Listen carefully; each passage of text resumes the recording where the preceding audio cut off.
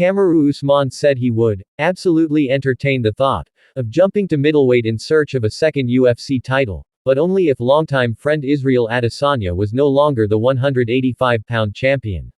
As it turns out, the Last Stylebender was dethroned by Sean Strickland, a former welterweight, at UFC 293 just last month, so the only obstacle keeping the Nigerian Nightmare for moving up in weight has now been removed.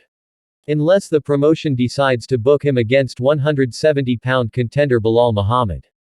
Like Adesanya, the 36-year-old Usman also lost his championship strap, so he no longer has the clout to fight for the 185-pound title in his first middleweight bout.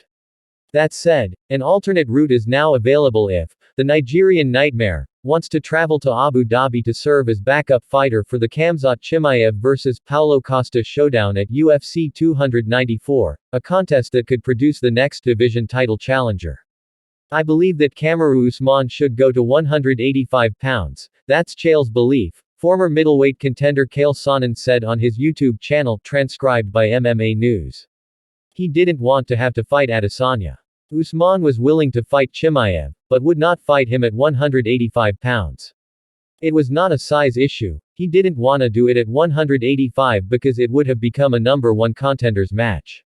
If Usman was to come up now, the landscape is totally different and the opportunity is only a month away.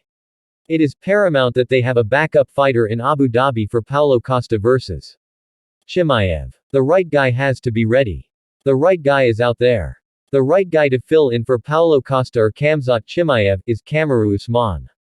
Chimaev is also a former welterweight with dreams of a middleweight title and has a history with Usman, though neither fighter could seem to get UFC CEO Dana White on board with the idea.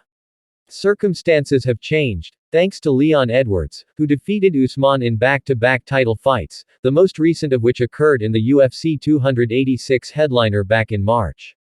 The promotion doesn't typically pay for backup fighters in non-title fights, but Costa vs Chimaev is important enough to the future of the division that it might be worth the investment.